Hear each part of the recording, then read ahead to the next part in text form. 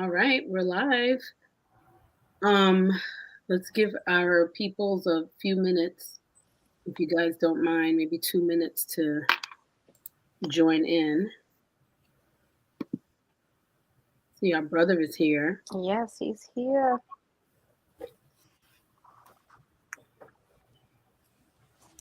Hey, So Hola. everybody's day went well today. Did you guys have great days? Good days? Sure did. My day was pretty good. Yeah. It's been pretty cold here in South Carolina. I'm in South Carolina right now, so just been trying to stay warm. Yep. I'm in North Carolina and it's definitely cold. 14 degrees here. Yeah. Well, 16 today. Yesterday was 14. Same difference. Exactly. Same difference. I'm like, whoa, I don't remember this happening last year. It definitely, if it was this cold last year, I would have remembered. I don't remember it being this cold last year. So hopefully Sister Helena said she would also call in. Okay. All right. Well, in the words of our ancestor and writer and womanist and librarian and activist, Audre Lorde, I want to share my quote for today, which is caring for myself is not self indulgent. It's not self indulgence. It is self preservation. And that is an act of political warfare. Caring for myself is not self indulgent. It is self preservation, and that is an act of political warfare. Why? Because we were never meant to survive. On that note, greetings, beautiful, phenomenal beings. This is Spirit Lifters, your co host of Sisters for Nationhood, here with my beautiful and brilliant Sister Salima, who is going to introduce our beautiful and brilliant. Take it away, Sister Salima. Good evening. I love your intros. They make me happy. I'm glad. Sister Salima, and I'm excited again. And I know I say it every show, but We they love just keep it. getting better. They keep getting better. This evening we have our sister who is and I'm really loving when we get our sisters that have stories about being on the continent, or as we call it, boots on the ground. And we have another sister that is flourishing on the continent. So I'd like to introduce my beautiful sister, Love and Naja, and she's going to give us some information about living in Nigeria and running a business there, and just the overall experience that she has had. So, would you like to introduce yourself, sis? Sure. Hey, I'm Love and Naija. Most people know me as Lana on Facebook. Um, yeah, so I've been going back and forth to the continent for about 4 years, 4.5 years now. And I think in 2019, I kind of decided I needed to really make some changes and try to disconnect from the system and move myself around, and I started joining the BAIO in 2018.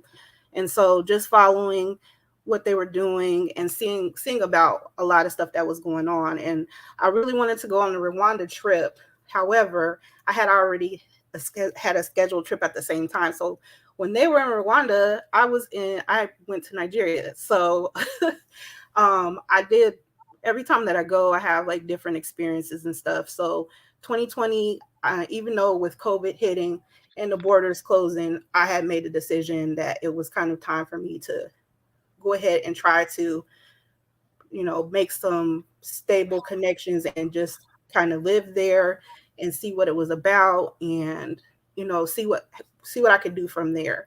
And so I did that. The borders opened in September. I left in October.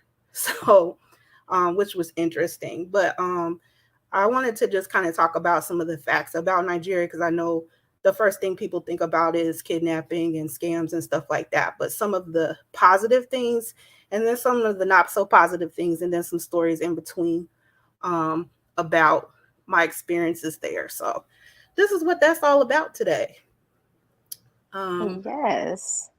I know that you've established yourself there, and I'm super excited to hear your stories about that. What is your business there? So in 2019, we opened a small farm, and at first it was just turkeys. It was turkeys and chicken.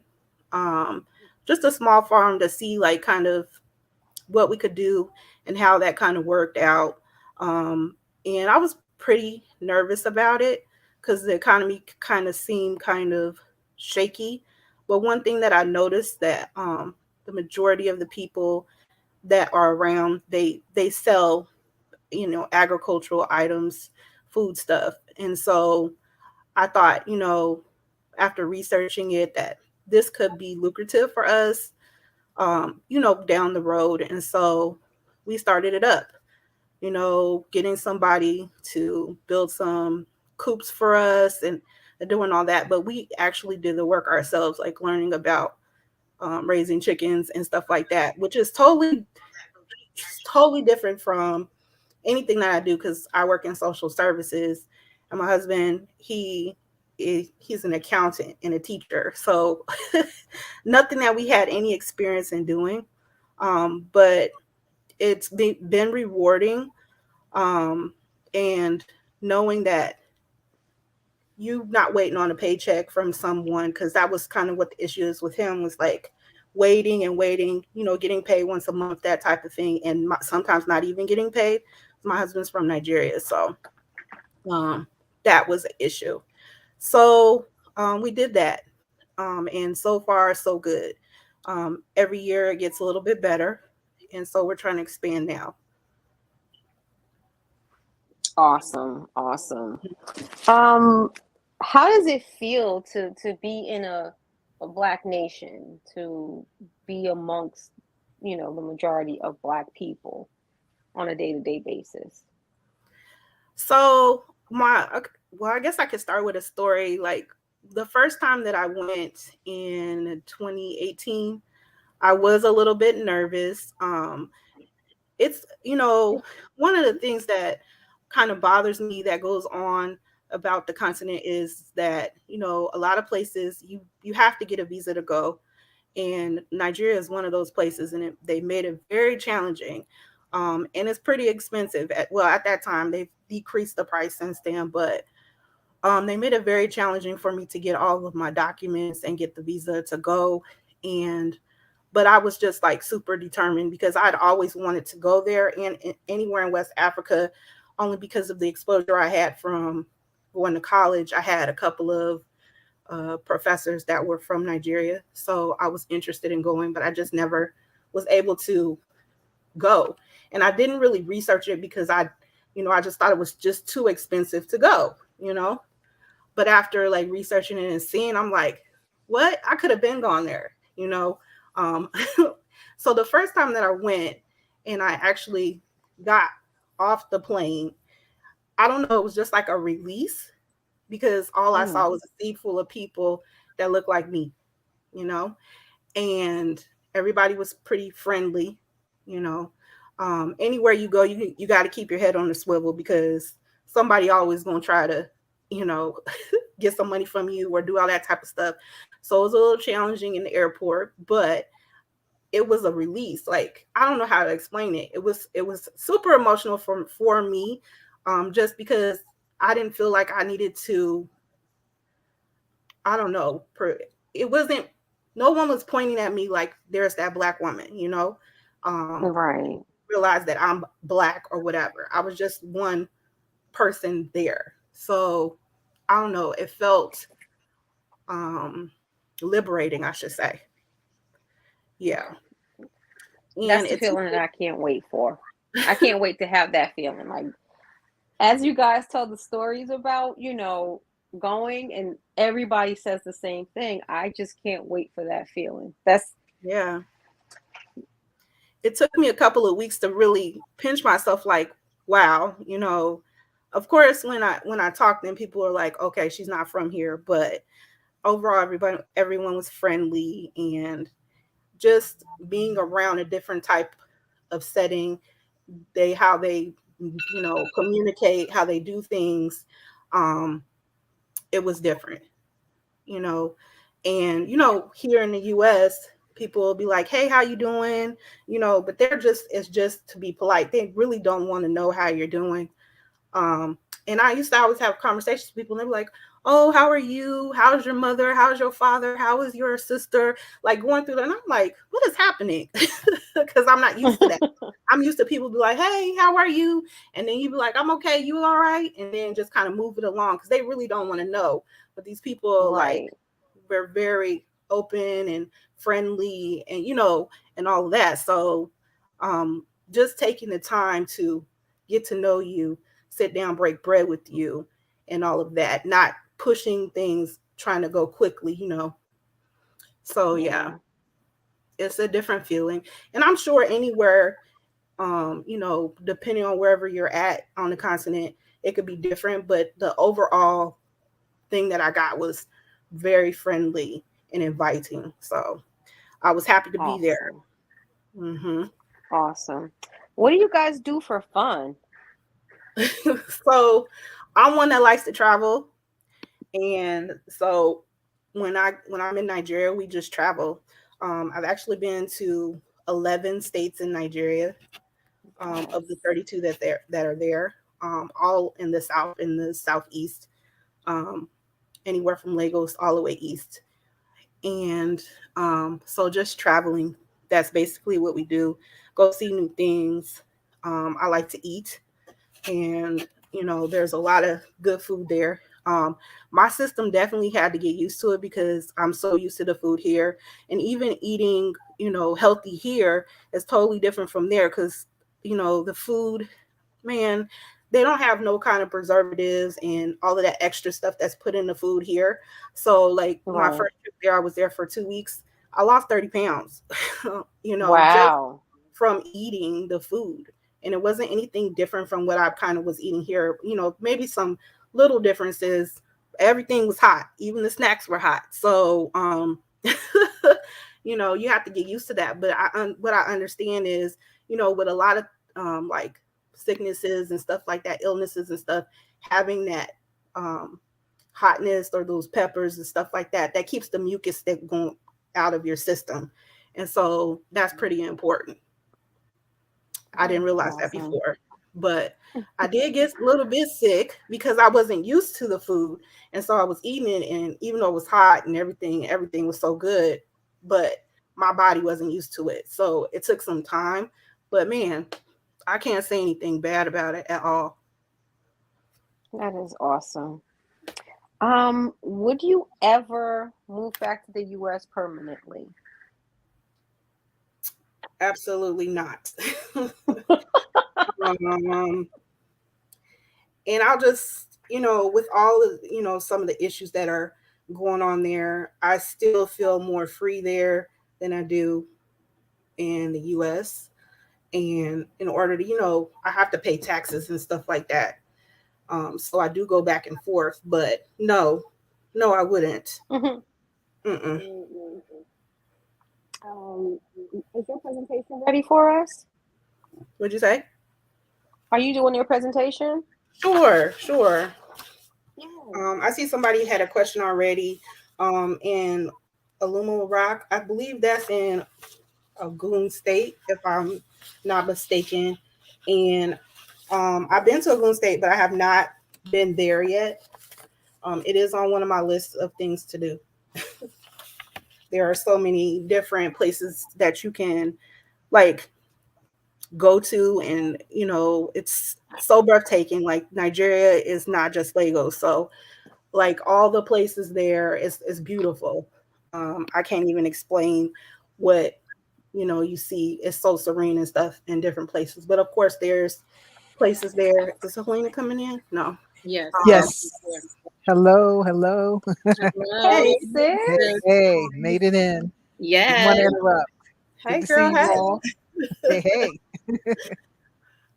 So as soon as they get a few things in order, I believe like tourism will jet. Like there's the large population of tourism, foreigners coming in there to tour and stuff like that, but it'll increase eventually. Because it's great. I don't know how to even explain it. And that's why I like, to travel there and go to different places or whatever. But That is awesome. okay, hold on a second.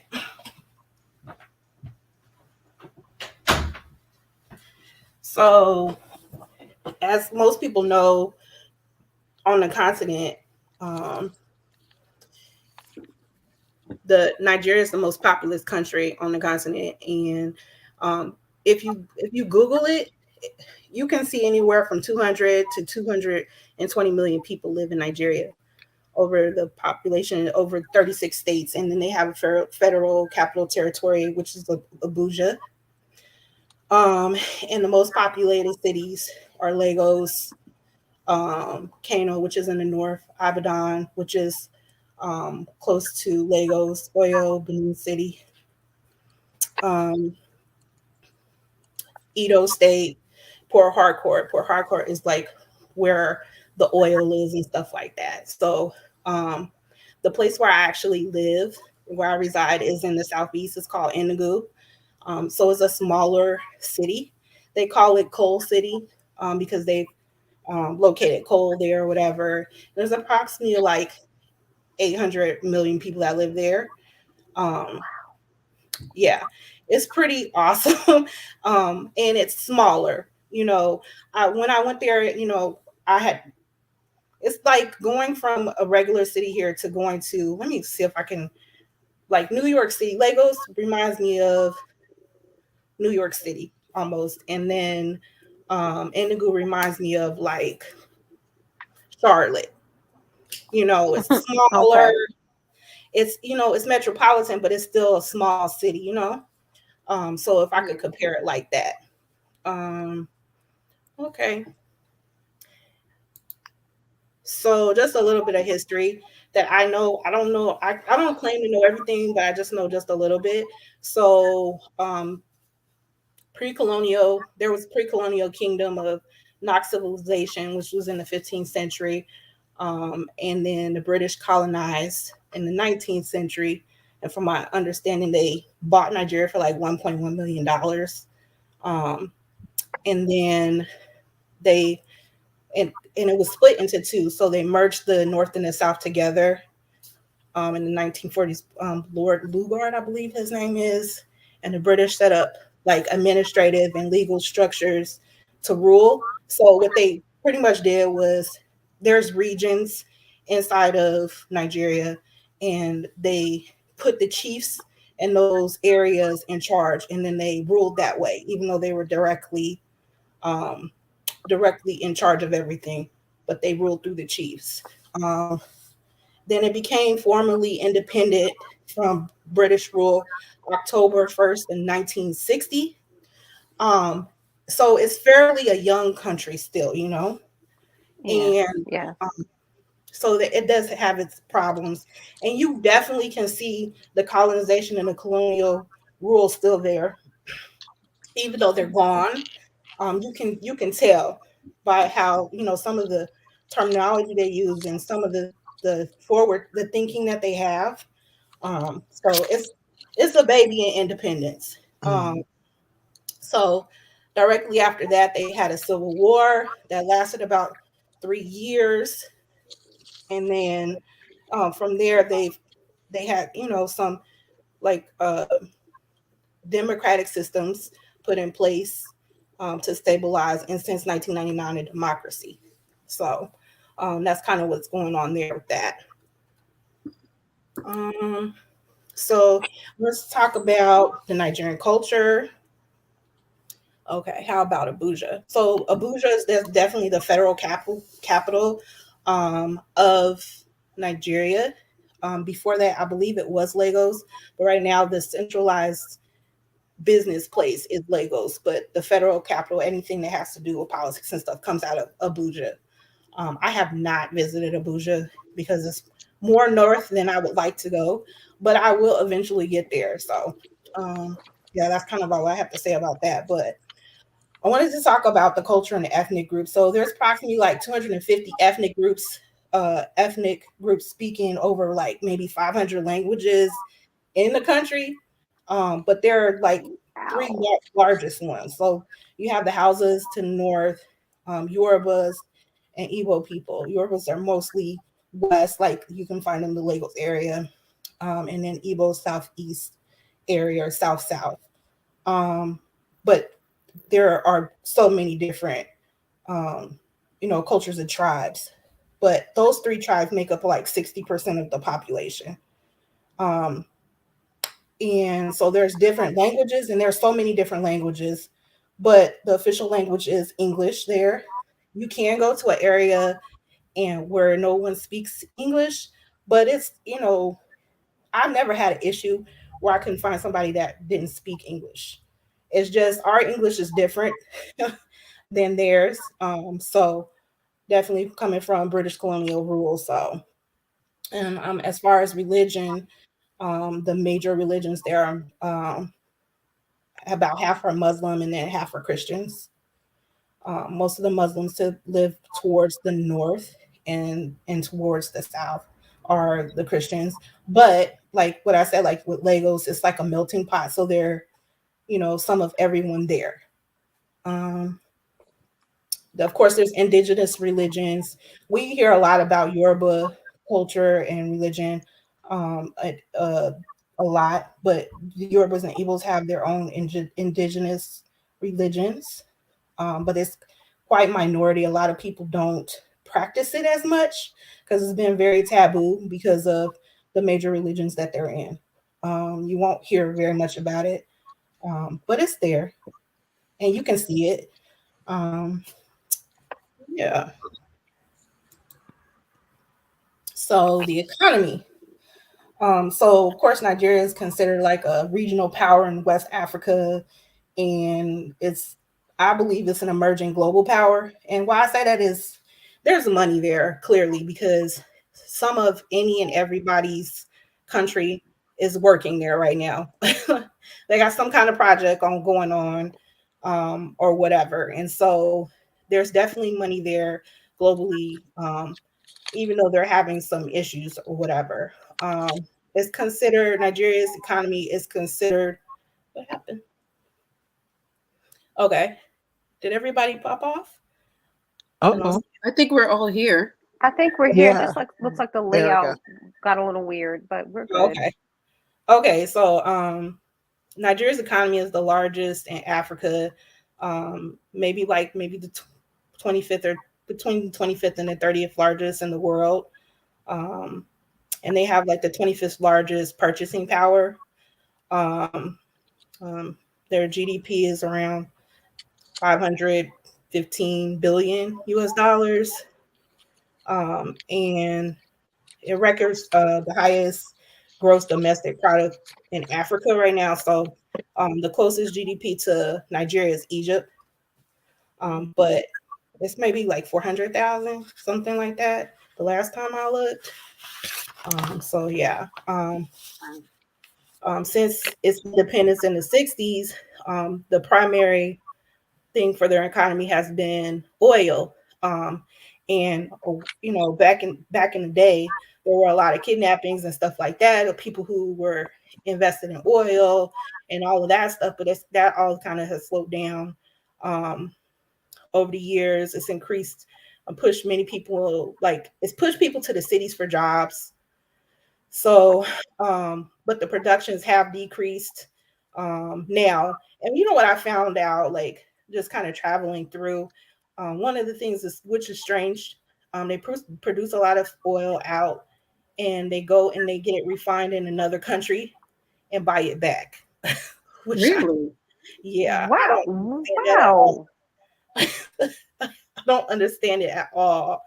I have no idea why that is. But I think most of it, it has to do maybe possibly with the infrastructure, not being able to have the refineries or something like that. Yep.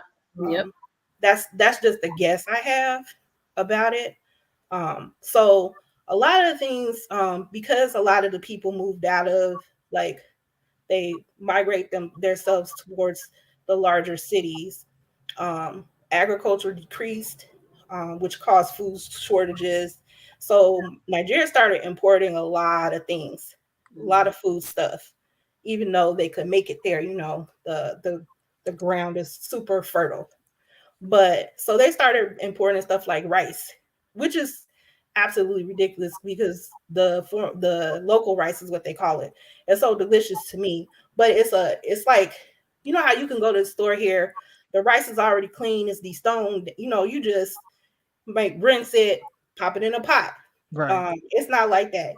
You go get those huge bags of rice, you're gonna have to destone it yourself. Nobody wants to do that, so they go buy what they call foreign rice, and a lot of it comes through the north, and the majority from Benin in the west. And so I want to say in 2019, the federal government decided to close the borders on the importing of rice because it was a big deal. Like, so much was being imported. And so they closed the borders. And I went there to visit in November. I stayed a month that time. And I was going to go, I think that time we were going to Badagry, which is to the west. It's the border town to Benin, the country. And so on the way there, police were pulling people over, checking their cars, pulling tires off, like all kinds of stuff to find rice. Like, literally, people were hiding rice in all Wow. kinds of places. It was quite interesting. So, just seeing that and experiencing that, like, I was wowed at what was happening to get rice into the country. So that was quite interesting. And they still have that going on or whatever, but most people are eating the rice here. They do import some stuff, but I feel like it's kind of ridiculous when you import stuff like toothpicks, because you can make that there, you know, and that would help your economy. But hey, I don't know.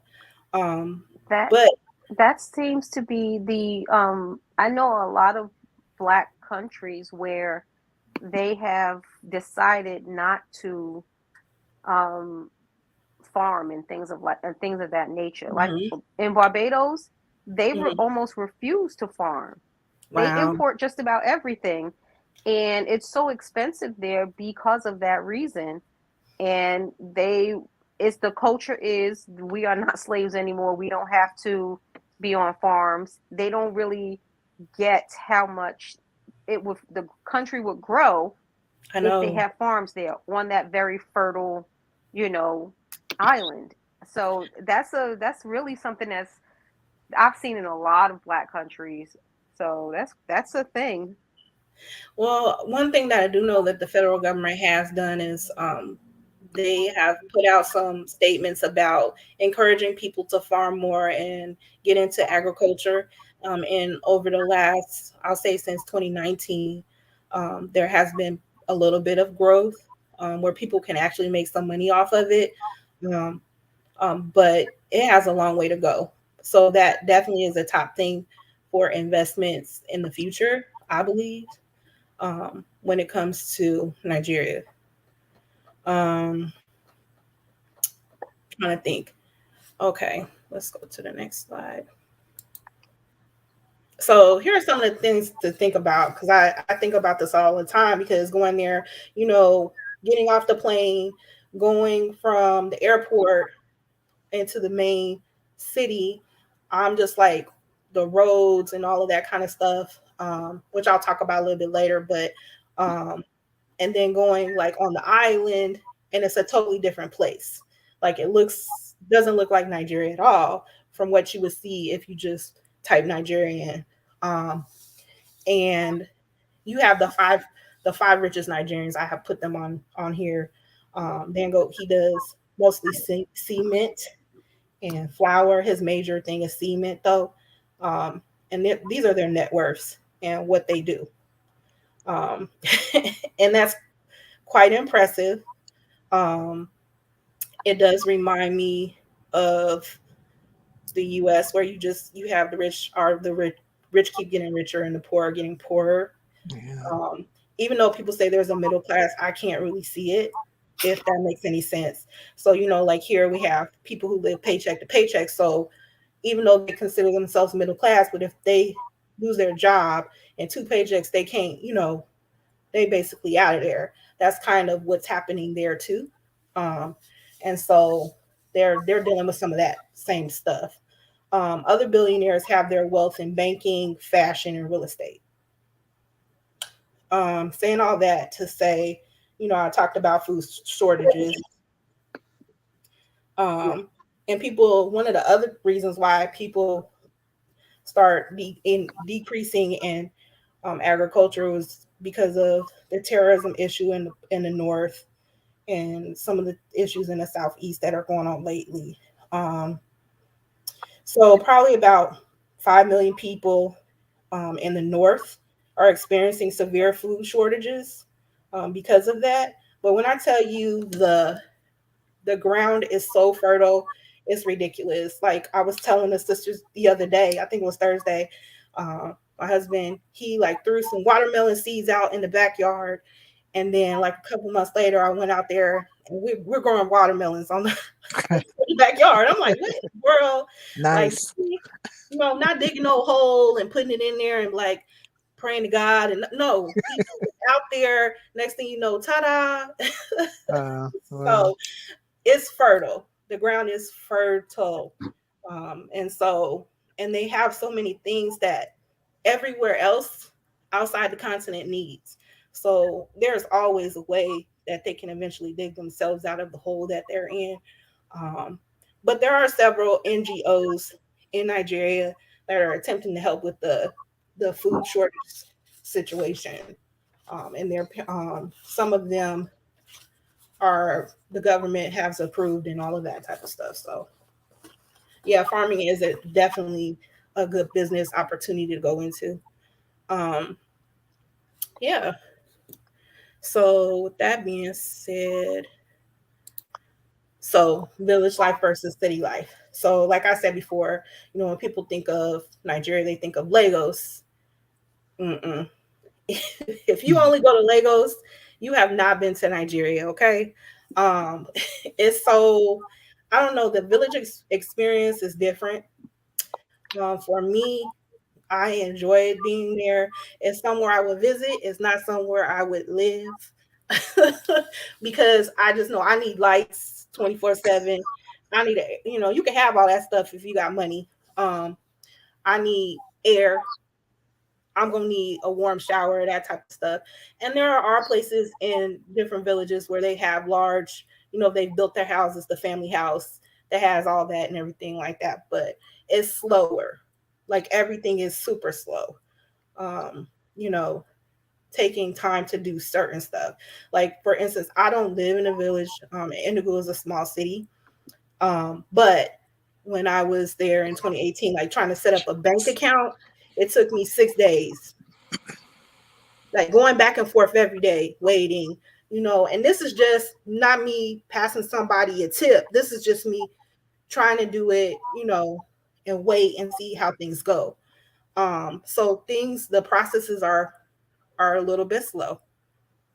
But the one thing that I did learn was I'm so Americanized. Like I really realized that, the more time I spend there and just learning to slow down, like thoughts, actions, everything. Um, and it's been great for me.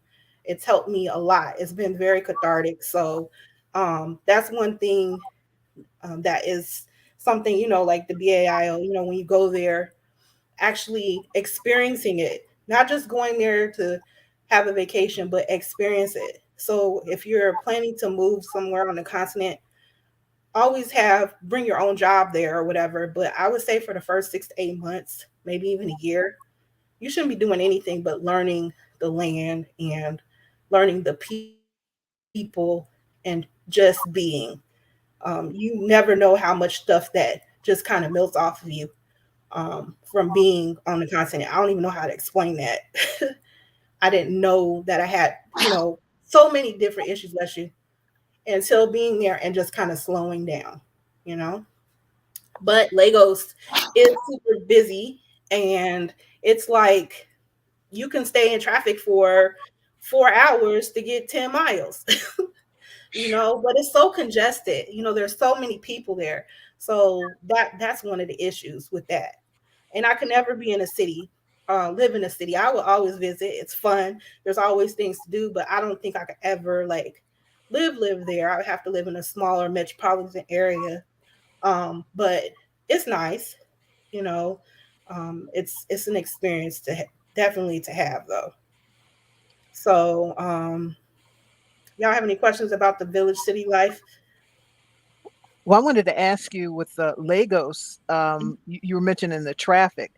Are the Mhm. roads themselves good? Is there a lot of construction, constant repairs? I mean, I know there's a lot of people there, but I was wondering about that part of the infrastructure. So as far as that is concerned, the infrastructure, there are places where the roads are great. Mm-hmm. And then there are places where they're sinking holes, potholes, unpaved roads. Yeah. So one of the worst ones that I've experienced is Lagos Badagry Expressway. So it goes from Lagos to the west all the way to Benin. I've never seen anything like it.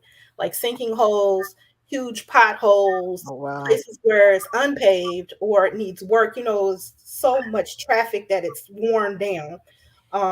But from what I understand is the government has given out money to the states to start doing some repairs, which I'm pretty sure that it has been in their budget for however long. Mm-hmm. Um, but some areas, since they're more overcrowded, they hadn't even started it. But they are starting to Wow. do it now. But they have been putting money into things like transportation, like the railroads and stuff. So um, I know it was a big deal last year, like the railroad where you could take the train from Lagos to Abuja, and it's quicker than going by road. Um, and stuff like that. So they've Mm-hmm. been definitely been doing that. I even saw that they had Uber boat, so you could take a boat on Uber. They got stuff like that. Yeah, yeah. There are several international airports there, but only two of them are actually open to for international flights. That's the one in Abuja and one in Lagos. But they have other ones. Enugu has an international airport.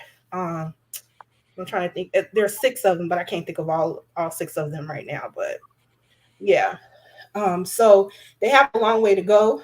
Mm-hmm. But like I said, like I've traveled through in 11 states, and I've seen it. And so the worst has been that Lagos Badagry. But then there's some roads, federal roads in Anambra that are pretty bad that cause lots of accidents, traffic backed up for hours. um, Oof. but Oof. the plus side is not everywhere is like that. A lot of the country is underdeveloped. It's just kind of greenery, but there are, the roads are great. Like in Indigo, I feel like overall the roads are great. But Okay. as you can see on the slide up there, Mm-hmm. that used to be the road that goes to where I live. Oh, wow. But over The the upper last, left? The upper left? yeah, Okay. yes. Okay. And it was Oh. dangerous. But the state government took some of the funds and they've repaved it. The one side is all the way fully paved. The other side is paved, but it needs some more work or whatever. Mm-hmm. But it don't look like that no more. You know. Much But better. that's the Okay, type of good. stuff that you can see. Yeah. Yeah. Um, and We have I believe, yeah. we What'd have a you say? question. Well, two questions in the chat. Sure. Um, what resources are available for healthcare? And the second one is, what's your tax situation like as a citizen? Okay, so as far as the resources for healthcare, you mean as like me being because I'm, not from there? Like, what am I doing, or what do they have in general?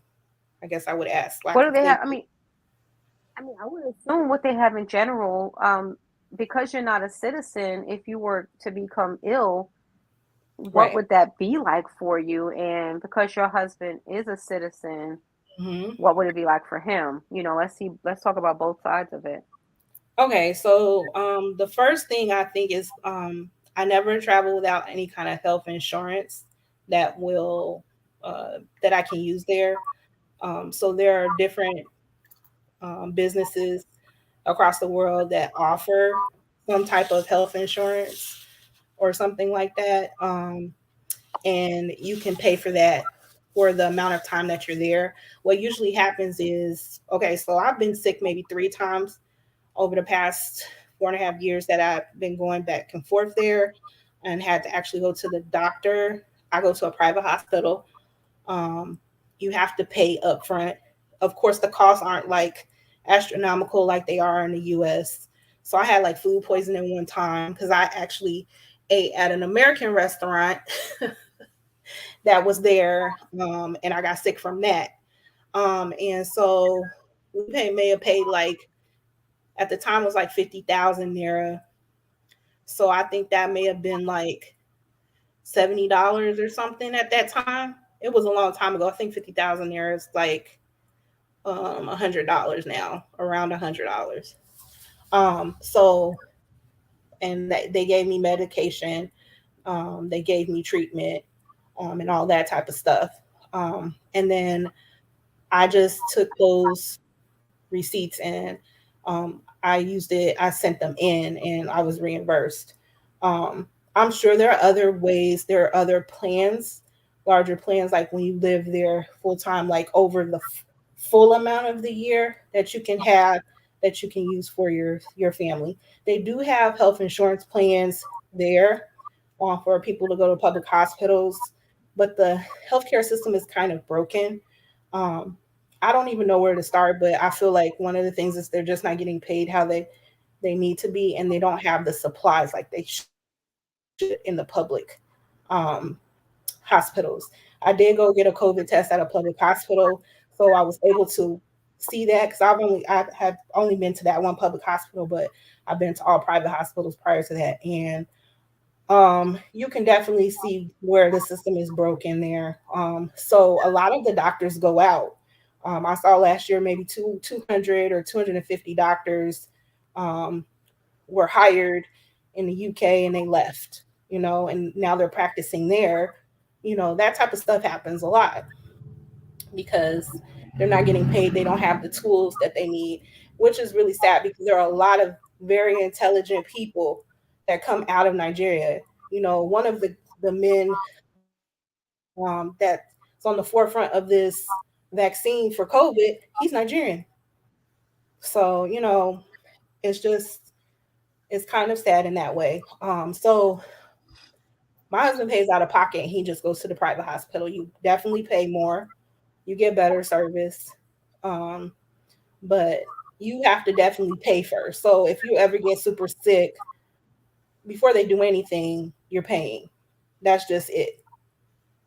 And he doesn't come from a rich family or anything like that. So there's no kind of anything set up like that. I know he talked to me about his dad having some kind of retirement thing for working for the government in the government, and he didn't get any of that back when he retired. So some of those systems have not progressed yet. So that's kind of where we're at with that. So definitely researching your area if you're going to visit anywhere, not just in Nigeria, to see what hospitals are there. Do they take outside healthcare insurance? How does that work? That's always important, just to have some kind of emergency if you have an emergency there. Um, as far as the tax situation is concerned, if you have a business, of course you have to submit your stuff. But overall, like you can't see it like here. You go to the store, they're taxing you. They're pulling out for taxes there. You get your paycheck, they've taxed you. It's nothing like that. But if you do have a large business of some sort, it's registered through their government agency called the CAC. You do have a responsibility to pay taxes on your business. So that's kind of what it is. But as being an expat or a repat, someone who comes back to the continent to live, if you are a U.S. citizen, you still have to pay taxes in the U.S. So you have to submit what if you have a business, even in that country, you have to submit all that stuff. You won't get taxed on that, and of course, you're making much less than you would be in the U.S. So they take that into account. So you won't get taxed on that stuff, but you still have to file taxes. If that's answering your question. Wow. Okay. I didn't know. I didn't even think about that part of it, paying taxes in the U.S. and you're not Yeah, even here. and Oh, then okay. to keep your your citizenship. Yeah, definitely. But and one of the other things is like if you have student loans, and see, I didn't know this, so this is great for me. But the longer you live, like if you're starting to live there full time over 6 months, you can apply for one of the programs, and then you'll be on a program payment where you're paying zero, for over a certain amount of years because of the amount of money you're making or not making if you're living in another country, and Nice. eventually that all goes away, Hmm. but you of course have to apply for that to do that. Really? Yeah, so if you're thinking about moving somewhere else and you got them student loans, you won't have them issues. I got them issues. And so do I. So yeah. Thanks for sharing that.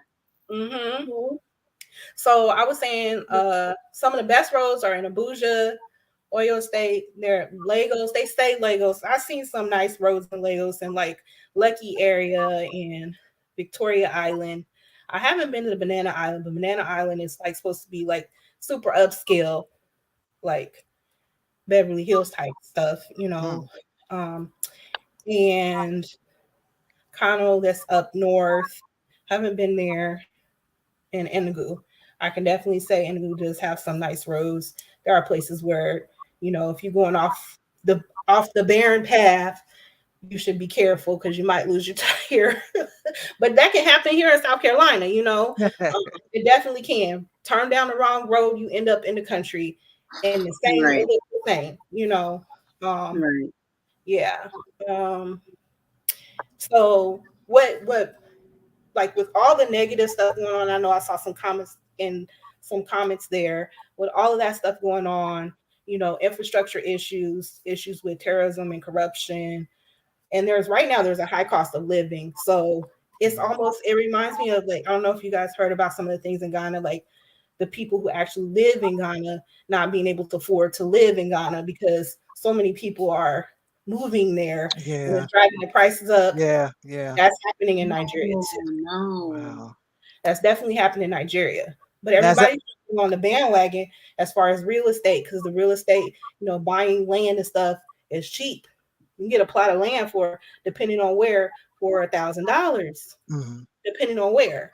You might not get that in Lagos, the city, but somewhere on the outskirts. And then if you buy several plots of land, hold on to it for a few years, sell it off, you making money. And so a Nice. lot of people are doing that. A Mm. lot of diasporas are doing that. They're coming in, they're buying land, they're either building on the land or they're holding on to it and making a profit off of it by selling it. So that's how they're making money.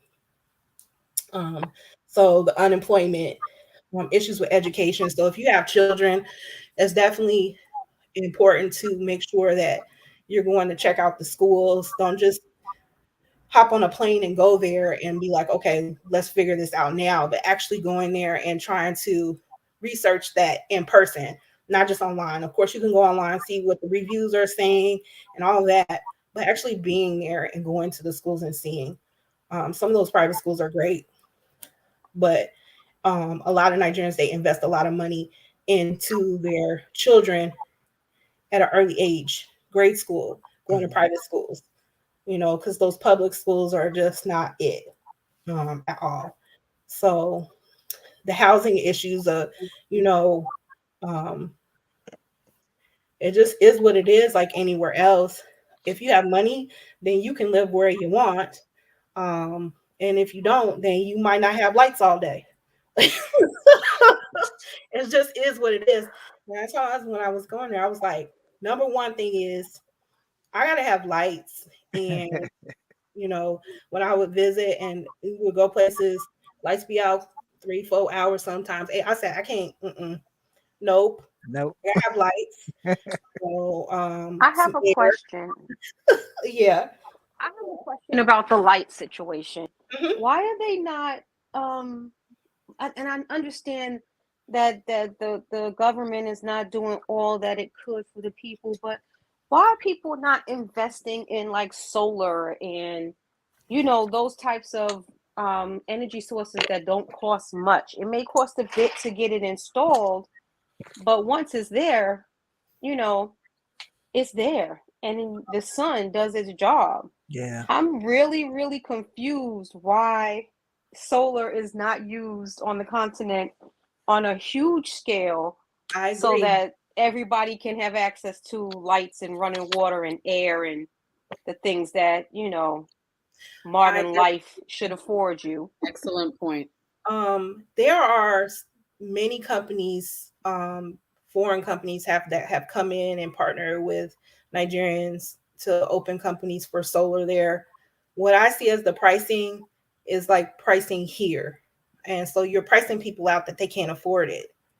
And that's the most major thing. The cheapest thing people can do is get a generator. So we do have a backup generator where we live, though. We're on the power system of the airport. We maybe live like 12 minutes from Enugu International Airport. And so we're on their line. So maybe 2 to 4 hours a day, the power is out, but it's mostly at night. If it does go out. But the majority of the time it's been pretty steady because we're on the government line. But they have rolling blackouts because there's so many people. But I agree. Our neighbors have panels on their house, so that's what they use. We even have a friend who has one panel on his house, and then he turns off his refrigerator at a certain time. I was like, that's too extra. Like that means I can't have a deep freezer with a whole bunch of stuff in it. I got to turn, like that's too much. If you're gonna do it the whole way. But I understand because of the expenses of it, it's not easy at all. And it can be expensive. And right now they're pricing people out. You see some major businesses, they'll even have large generators, even though it would probably be easier to have the solar, but it's expensive. It's very expensive. That's the issue. Okay. And I feel like even importing stuff in, like say, you have a business and you want to start selling those things, it's even expensive to import stuff in now. Even though they have so many ports around the country, there's only one main one that everything is coming through. And so that's the problem. So I don't know. I guess that's how I can answer the question. It would help, but it's just super expensive. Okay. But if you live in certain areas, you don't really have to worry about that. They don't turn out your lights like that.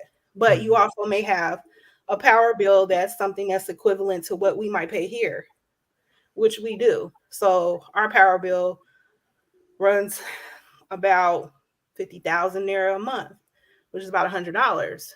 But we have power all the time. And I know that sounds ridiculous, but it's better. I remember one time, they were doing some construction and they turned out the power in our area and we were literally without and it was hot. And I said, I don't ever want to experience this again. So that's when we went and got a large generator, you know, that if we needed to, we could just turn it on or whatever. But we don't use it as much. They do have prepaid meters. It seems like when you do the prepaid meter, even though you're paying into it, it's like your lights go off easier. You know, you don't see it. You don't, and it goes off often. You know, so we didn't want to do that route. We don't do that route. I hope that answered your question.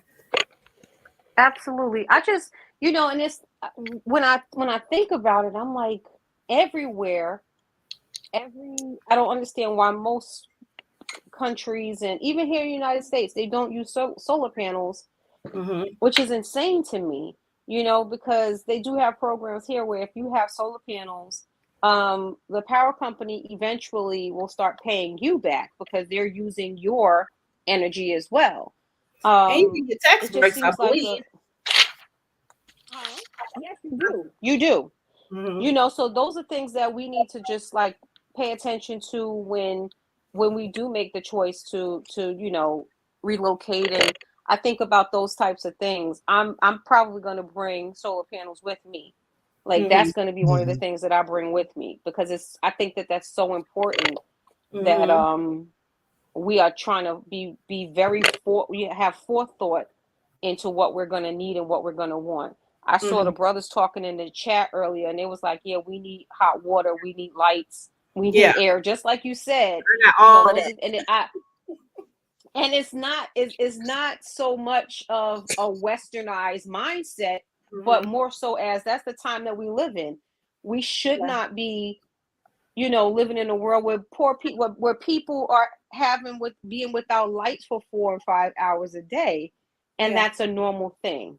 Even though in California, not to say it doesn't happen everywhere, because in California they do have roaming light, brownouts and sometimes blackouts because of their infrastructure and the things that they have. So it's not to say that it doesn't happen everywhere, but at this time and with the amount of technology we have, why is it even happening in California?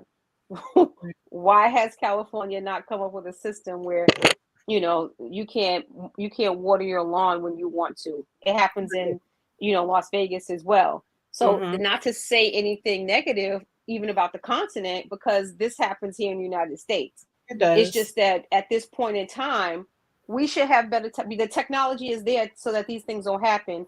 The government just will not put the time and effort into making that something that is not normal.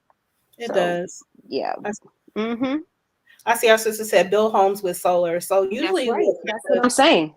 What's happening is if people are building their own homes, they probably should look into doing that. But if they're buying homes inside of like an estate, which usually is what happens, because you can get in on the ground level and pay less than building your own home. And then eventually, once everything is built up, it'll be worth so much more money. And that's what usually people do.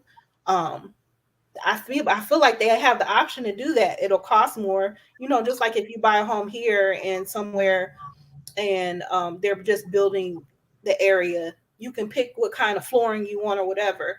That happens there too, because the state that we live in, when it was being built, people either had the option of doing certain kind of things on the outside of their house too. So, but I don't think they offered solar panels then, because our estate was made in like 2016, and then opened a little bit after that. But that is a great thing to think about, to add in it to your budget, to do that, because it would make so much sense. And enough power to hold your whole house, not just one panel to keep your refrigerator on and your lights, but to hold That's your whole right. house.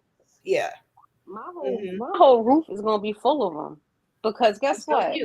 Like you said, I'm telling you exactly. But we're renting right now. Right. I need to be able to do like my business. With my business, I need electricity. Yeah. I tried. I told the sisters the other day, I tried mixing up some soap by hand because I didn't want to turn my mixer on because it makes so much noise. And I'm Mhm. like, yeah, I'm not doing this no more. This for the birds. So I have to have It ain't electricity. happening. Yeah, No, I tried it. absolutely. It was something cute to do at the time. I'm never doing that again. Mhm. I know. So, we have to make sure that we are being very, very truthful about what we want. And I think that a Mhm. lot of people have expectations, and when they don't prepare properly, those Mhm. expectations aren't met. And not Right. it's not because of where you are. It's the situation. You didn't prepare for that situation. Absolutely. So I think Absolutely. that should be something that we're all talking about if we're going to the continent. I mean, we can buy them in bulk. We can. There's Yeah. things that we can do to Absolutely. make it so that it works for us. I mean, And it could be a I'm business. coming over with solar panels. Yes, absolutely. I can tell you Mhm. that I'm coming over with solar panels for my entire roof. It will be covered in solar panels. If y'all lights go out, y'all can come chill with us. But I'm gonna have lights. I heard that. I heard Have it that. hooked up. So y'all That's why y'all it's good to welcome have to these kind of come. conversations. Yes, Absolutely. indeed. Mhm. So like I said, there are different places there that you might see here all the time with Domino's, Cold Stone. They got places like that there. And these Domino's, that's the Domino's and Indigo, and the Cold Stone, that's in Indigo. These are also two, like name brand stores there. ShopRite would, I don't know, like I would say Walmart Hmm. almost, but ShopRite is Okay. owned by South Africans. Right. So they're kind of going out of business, but there are still Right. lots of ShopRites across all of West Africa, but Yep. more in Nigeria. Some of them have closed in Lagos, but the ones in Enugu is open. Um, and and in game, you can actually find products that they have imported from Walmart itself. So I was looking for like a step stair ladder thing, and then I was like, mainstay. I had to look on my I turned on my VPN and went to the Walmart app and put the UPS thing in. It's the same one. They, selling for double the price. I was like, oh my goodness. So they import stuff Mm-hmm. from outside too and sell it in these, items, foreign items. So if you're looking for something specific, you can still get it, Hmm. you know, if you want to, because they have these type of And stores. Yeah, I was gonna say what we both of need those to are in Namibia too. Game and ShopRite was in both. Yeah. Mm-hmm. what we need to do is just get, like I said, I think that it should be like we should try to build an economy amongst ourselves Mm-hmm. and purchase in bulk and take it over there and sell it. Absolutely. And that's just another source of income that we Mm-hmm. can have. Everything that we think of should, when we go over, it should be a source of income Yeah, and bettering the people and the community that we're in. It shouldn't be that we're just leeching off people. absolutely. But So, absolutely. so one of the things that I did in 2020 before I left was I shipped a whole bunch of stuff there. It wasn't like for a container, but like huge, large 500-pound boxes, like 4 or 5 of them. And um, it took some time because when I shipped was the time where usually it's the cutoff time if you want to get things there by Christmas. So there was a backup in things. So I didn't get my things till after Christmas, but it did get a little expensive. Like when they got there, I ended up having to pay additional charges because they were stuck at the port. So there are some issues with that. If you know somebody, have some relationships with import export people at the ports and all of that type of stuff, it's a good opportunity for you to be doing some imports and exports. They have this program, and we can talk about it at another time when we have a meeting, but if you're exporting items to the US, it's tax free. And it's in that Western African area. It's called AGOA. I think that's what it's called, and it's a like multiple 100-page list of things that you can export out of there and sell in the U.S. tax free. So I know you, Sister Salima, do like I know you just like shea butter. I think that's on the list too. Hmm. So any kind of money that you That's can what I save, need. You know, I saw poultry was on there, but we ain't at that level yet. But you Right, know, because that and needs to be frozen. yeah, there's all kinds of things on there. And it's helpful for us. It would be helpful for us because then if we can like put a plan together to do that, doing some import export back, that's a way to make, you know, money and sustain ourselves on the continent. Because they want some of that stuff too that they don't have there, you know? Absolutely. All right, so we are actually over our time, Oh, but I think it's important that we discuss this last question that's in there. mhm. What about protection? Do you have to worry about your home and business being robbed? Security is important to me. I think it all depends on where you live. Um, so like I said, it was some time before we decided what we were gonna do. And of course you should have some kind of CCTV monitoring. Depending on what kind of business you have, you should have some security on deck. Um, so you don't have those issues of being robbed and or kidnapped, depending on where you're at. But if you have if you have a growing business, I say you should definitely hire some security. Um, Ours is small mom and pop type stuff, so we don't really have to worry about that. And the area we live in is pretty safe, so we don't worry about that. But I do, as an American being there, I always have some type of security around me, um, just for the sake of being safe, you know. Um, but that doesn't deter me from going, you know, Mhm. being there as long as possible and coming back with an attitude because I don't want to be here. Yes, ma'am. Um, so I say Yes, ma'am. that's important. Hmm. Absolutely.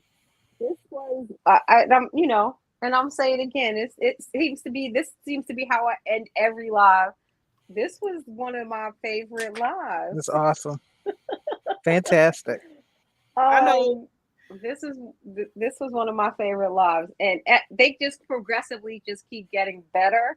I like when we have sisters on here talking about the amazing things that they are doing and the way that they are thriving, and Hmm. that just makes me so excited and happy that we have this platform so that we can share this information. And we know now that even though there are problems everywhere, and it was purposeful that I mentioned California and Hmm. Las Vegas, two of Absolutely. the most lucrative cities. It costs so much to live in those cities, and Yes. they have some of the same problems that they have on the continent.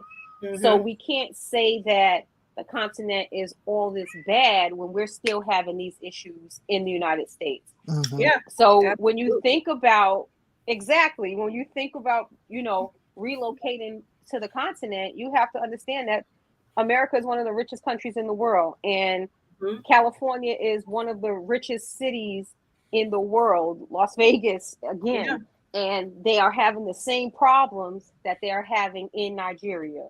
Hmm. So you can't. I mean, people get kidnapped in the United States every day. Yeah. Let's stop pretending like That's right. this is something Yeah. that's exclusive to the continent. And we have to change the narrative. We have to stop making it seem that these things are negative, of course, but they happen Mhm. all over the world. You just have to put your So, head on a swivel, obviously, anywhere that you're at. I mean, that's Um, anywhere. That's when I walk out my gate, I know that the man next door from me, he tries to steal my packages. I know this. You know what I mean? yeah. The lady that lives across from me, I've witnessed her trying to steal my packages. So Hmm. when I get that notification that that package is just delivered, I'm out the door. Yeah. That has nothing to do. And I live in North Carolina. I live in Charlotte. At that, this is it's a city. It's not. That's what the world is. If a person is a thief, a person is a thief. If a Yeah. person has the tendency to want something from somebody else and they're going to go as far as to kidnap a person for it, they are going to do that regardless to where you are. I If they just want want something people to from put you it out and they there. There's almost 220 million people that live in Nigeria. Not everybody is doing that. But of course, they're going to make it seem as though everybody is doing that, and they're Mhm. not. There are safety concerns if you go to the north, absolutely. But there are places like that here. It's just it can be scary. Yeah, Dundada. It's scare tactics, but things do happen still. I ain't gonna lie. You know, so I do keep myself safe just because I'm considered a foreigner there, even though they're still friendly to me, inviting. But there are people who have Right. agendas. So Right. So, I just wanted to make sure that I stated that, because the questions come up of security, the questions come, sure, that's everywhere though. That I grew up in New York. mhm, mhm, So I grew up in New York. I in the 80s during the mhm. crack epidemic where Mhm. people were just busting people over the head and you ain't even have nothing. Yeah.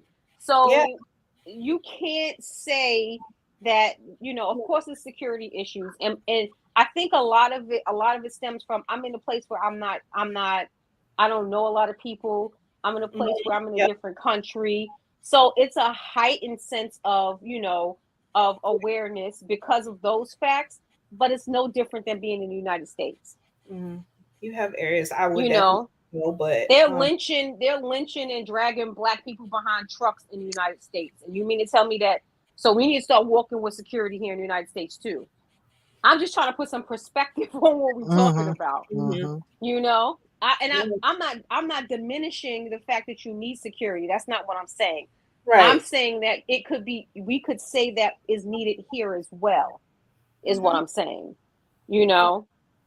But So if somebody I'm was afraid. telling you there's some war going on in this specific place, I'm the one to say, okay, I'm not going to that area. Do you understand what I'm saying? Like Yes. if you on the ground and you see the kind of the things that people are communicating, then that's probably not a city I'm going to go to or a state that I'm going to go to. Then you're putting yourself in the middle of something that would cause an issue. That's So just your personal safety, and that's everywhere. There's yeah. places in Charlotte that I don't go. Hmm. There's places in New York I do not go. Yeah. So it's just about what, know your surroundings, be safe, do what you have to do to keep yourself safe. But the notion that we need to be we need to be afraid of going to the continent, it kind of bothers me to the point where Yeah. I'm like, it's just not, I mean, it's a serious situation because, like I stated, it's an actual issue, but not to the point where I'm never going, not to the Right. point where I'm saying to people, don't go there because of X, Y, and Z. Go where you're safe. But Do the it's a things that you genius have to tactic. do. It's genius. Yes, If I it tell everybody, is. "Ooh, you don't want to go there, it's bad," and then I'm going there on my holiday, as they call it, staying months. You know what I'm saying? Investing into their economy and getting things for my family, while you still over here thinking, everybody live in 10 shacks and there's no light at all, and you know Hmm. who you see what I'm saying? That's what they did Mhm. that for. Yeah, they make it seem like black like all Africans still live in huts. Nobody has modern living quarters. Schools are still done under a tree. And Mm-hmm. the sad part is that black people are still believing this. Yes. Yes, indeed. That's the There sad are part. areas Yep. like You that. know, Yeah. there are. And Yep. I'm sure that there they are. but what makes me upset is it's basically how they market it and they put it in the media as this is it and that's all they have. And that's not. Right. And as you can Right. see, every person that's in the BAIO has hit the continents, anywhere on the continent, they can tell you how beautiful it is, where there's modern things. I know they're talking about, when all the people came for the Rwanda trip, how clean it was. And the patriotism and all of that, the nationalism that they had about their country. So it depends on who's giving the narrative. And it's about time that we all give the narrative from our perspective instead of allowing people Absolutely. that don't look like us to tell us what's really happening and what's not. That's exactly That's right. right. Us talking to That's us. right. Period. Yeah. You mentioned they're mentioning Jamaica in the chat, but Hmm. let's think about Haiti. Let's think about how in Haiti they don't have running water or a septic, any type of filtration for their waste or anything like that in Port-au-Prince. But when you go up in the mountains where they built all of these resorts for the white people that come over to hang out in Haiti, you mean to tell me when you bought those resorts and you're getting all the revenue from the resorts, you never said, let's go down there and build them some type of, plumbing system down where the people live at.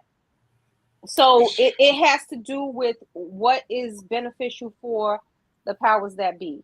Right. So let's I just wanted to make sure I let everyone know that narrative is so incorrect. It's just so wrong.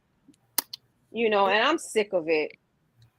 And we have the power to change some of those things. Just like, my husband's cousin, he calls him cousin brother. He built in his village, he built a well. They didn't have a pumping well. So now everyone goes there to use it. You know what I'm saying? And it just took, a little bit of money that everybody, you know what I'm saying? Right. It's not a lot to make things happen there for people that don't have, so it's possible. The infrastructure issues, you don't always have to wait on the government. You can do some things together and get it done. I know, like, where we're at is in the city that I live in, the road, like, right outside of our estate is not paved. The people are talking about putting their funds together, not waiting on the government years to get it paved. Just make something happen. Period. Somebody made a comment that there's people living in huts in this country. There are tent cities all over the United States. One right here where I live in Charleston. A hut, right? A hut is an actual, structure. A tent is a piece of fabric. So we can't. There's a tent. In Charlotte, they are moving the tent cities. They just keep. They're developing, and as they develop in one area, they move the people. They tell them they have X amount of time to move out of that tent area. And if you don't move your stuff, then they go ahead and they clean it up. The city cleans it up. So we can't sit here and act like this is exclusive to the continent. It's ridiculous. So I just wanted to make sure that I said all of that. That was absolutely, it was important. It was weighing on me. So this was really, really a good show. I'm very excited about what's coming next. Sorry I couldn't get to everything, but listen, Helena is gonna have a second show as well. You gotta have a second show. That's this our show. We do what we want here. Okay. We're gonna get the rest of the information in. So I'm just super excited about, all the information that you were able to give us. And you just brought some perspective on, living on the continent, and I appreciate you so much. No problem. Yeah, great presentation. Thank you. That was awesome. Thank you. All right. So we'll see you all next week. I don't think we're having a live next week. So we'll see you the following week. And we'll come up with some new and exciting topics. We'll see what we have for next week. Yes. So thank you all for being a part of Sisterhoods for Nation. And we truly appreciate you all. And the questions and the engagement was amazing. So thank you so much. It's awesome. Like, comment, subscribe. And subscribe. That's right. We're subscribe at Underrated. Come on. Put it up there. Subscribe. Type it. Share. There you go. See you on it. That's my brother. Oh my God. All right. Peace and blessings, everyone. Have a great evening. Have a good one. Peace, sisters. Peace, everybody. Peace.